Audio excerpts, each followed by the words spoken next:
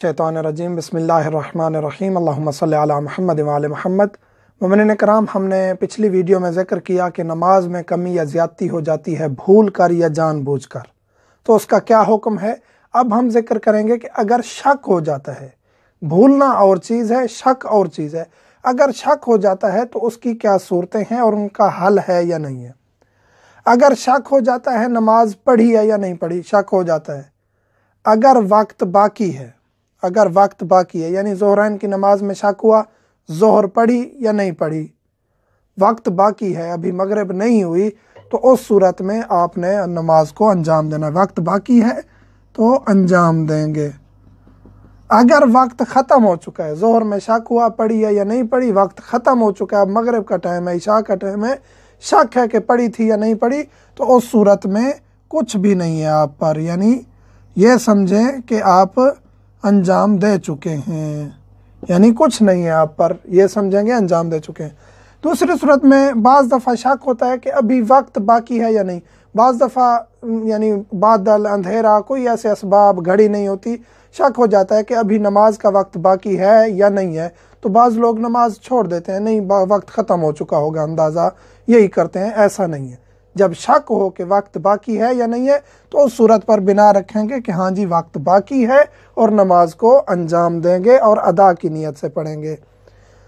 तीसरी सूरत यह है कि शक हो कि मैंने ज़ोहर पढ़ी है या नहीं पढ़ी और आप मसरूफ़ हैं असर में, या शक हो कि आपने मगरिब पढ़ी है या नहीं पढ़ी और आप मसरूफ़ हैं इशा में, तो उस सूरत में आपने क्या करना है।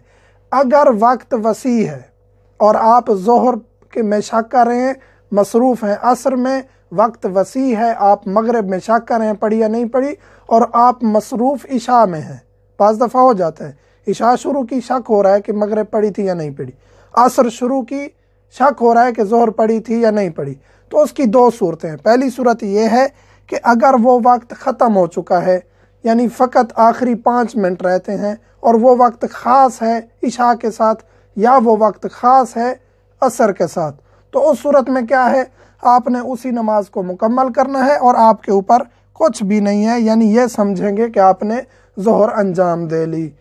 अगर वक्त बाकी है तो उस नमाज को जो आप पढ़ रहे हैं, यानी इशा है या असर है, उसको मुकम्मल करेंगे, फिर आप ज़ोहर पढ़ेंगे। ये अब यहाँ सवाल होता है कि हम पहले असर कैसे पढ़ लें।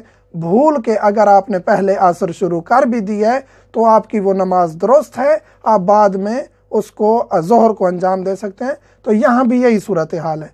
अगर आप असर में मसरूफ़ थे, शक हुआ है कि आपने ज़ोहर पढ़ी या नहीं पढ़ी, और ज़ोहर की नमाज का वक्त बाकी था, तो नमाज असर को मुकम्मल करने के बाद आप ज़ोहर को अंजाम देंगे। अगर वक्त बाकी नहीं था तो यूँ समझेंगे कि आपने ज़ोहर अदा कर ली थी। शक की सूरत में शक की परवाह नहीं करनी होती। अक्सर मसाइल ऐसे होते हैं जहाँ शक की परवाह नहीं की जाती।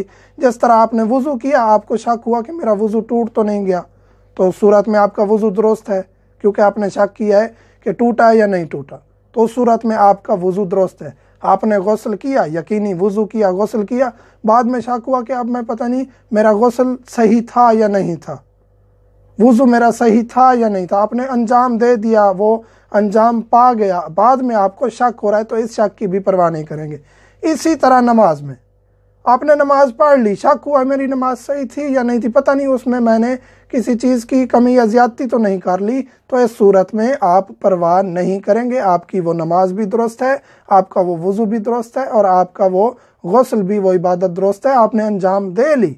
उसके बाद आप शक करें पता नहीं वो मैंने सही अंजाम दी थी या नहीं दी थी, इस सूरत में शक की परवाह नहीं करेंगे। मोमिनीन के जो भी सवालात हैं, व्हाट्सएप नंबर हर वीडियो में दिया जाता है। मोमिनीन से मुल्तमस हैं, जो ज़रूरी मसला हो टेक्स्ट करें या वॉइस मैसेज करें, हम हाज़िर खिदमत हैं। अल्हम्दुलिल्लाह रब्बिल आलमीन।